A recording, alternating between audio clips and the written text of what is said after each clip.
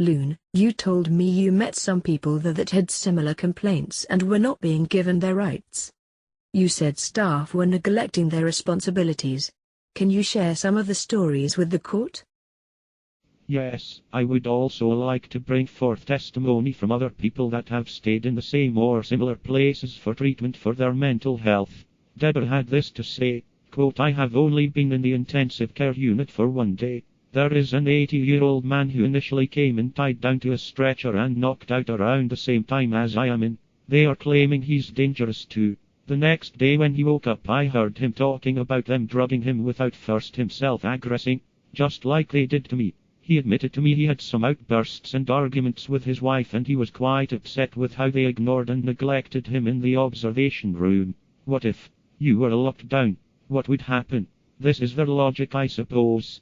I don't know if he's suffering from psychosis or not, but I know I want him to be treated at home or away from the rest of these people. I still can't believe they drugged him out and tied him down. 80 years old, those bloody imbeciles.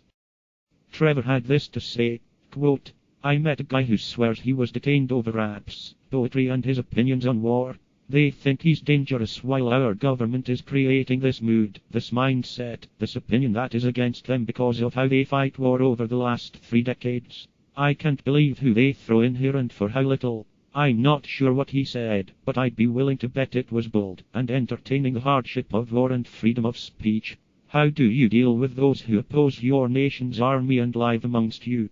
I would guess the loony bin is their place according to the policy governing this nation and province. I'd like to hear his raps, poetry, and feelings on war and how it is waged. It's a breath of fresh air to find someone that wants to have peace and thinks invasion is invasion and Canada is guilty. He suggested that leaders should receive life in prison or death. I'd like to see war end, that's why I'm vocal about it. I stand up for what's right and fair. I met 2 patients that were fighting cancer in the loony bin. One of them had visible tumors while the other was suffering from the results of radiation and had lost her hair. I can't believe they throw these 2 women in with some of these guys. These women need better treatment. Come on, Ontario. Rand had this to say, quote, I just admitted myself to hospital because I was afraid my concurrent disorder was acting up. I am a heroin addict and I also suffer from mental illness. I felt bad today, and pretty much every time I see this happening here, and it happens all the time. I didn't miss a dose of my methadone through my admittance. I arranged for it to be that way. But I see others that are quite stirred up due to lack of freedom to smoke cigarettes. I know I need their help right now, but it's scary to see that many of them don't need, or at least don't want, the kind of care/help these people provide and involuntary patient. The relationship between patient and nurse and patient and doctor has obviously become toxic for many of them. I must say I more often side with the patient. These people aren't dangerous. They're angry or sad. You see, these smokers lost their rights to smoke. Technically.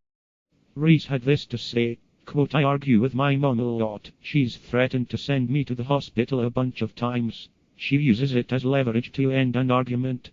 This isn't the first time I've been hauled off to the hospital. I swear it was just words and anger. There was no threat or danger to anyone. They don't really know about how my mom threatened to call the CMHA on me and get the coast team to once again assemble outside of my house. I know it costs $6,000 a month for me to stay at the hospital. I could really use that money to put first and last month's rent down on my own place. I don't ever need to be in the hospital. I'm not shitting you, it's over $250 per night per bed at the hospital. Hopefully they can just send me to the shelter next time. But with each time admitted, the hospital money changers sink their talons into Canadian taxes collected. Send me to the... Leslie had this to say, quote, I see all these mentally ill people scrounging around the property of the hospital for money and a friend. They're borrowing smokes and money and begging. I hate to see so many of them go without. But there is this one guy who says he just travels around from hospital to hospital admitting himself for treatment of his mental disorder. He's a hustler. He'll take what he can get.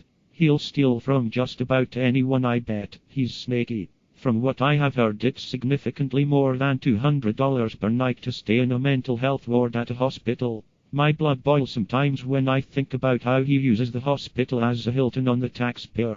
I understand he has a regiment while in here, and his freedom is restricted, and they might aid him mentally. But for him to come out and tell me how he's hustling taxpayers just makes me so mad. Next time he asks me for something. Shannon was not a patient but had this to say, quote, "They are taking people's rights as mentally ill people. I have a mental illness but I never asked for the help of a shrink. I'll take drugs to make me feel more comfortable but I'm old school on this. I don't want mental assessments or care. I do want to let the people at the hospitals know that they have rights as mentally ill persons. Here are their rights. Number 1, you have the right to be treated with dignity and respect. Number 2, you have the right to communicate with people outside of the hospital. Number 3, you have the right to keep personal effects on you. Number 4, you have the right to religious freedom. Number 5, you have the right to be employed and to work. Number 6, you have the right to manage and execute wills. Number 7, you have the right to enter into contractual agreements. Number 8, you have the right to make purchases. Number 9, you have the right to education. Number 10, you have the right to written request for release from the hospital. Number 11, you have the right to an independent psychiatric examination. Number 12, you have the right to maintain civil service status including the right to vote. Number 13, you have the right to licenses, privileges or permits. Number 14, you have the right to sue or be sued. Number 15, you have the right to marry or divorce. Number 16, you have the right to treatment in the least restrictive setting. Number 17, you have the right to not be subject to unnecessary restraints. Number 18, you have the right to privacy and confidentiality. Number 19, you have the right to informed consent. Number 20, you have the right to refuse treatment. Number 21, you have the right to refuse participation.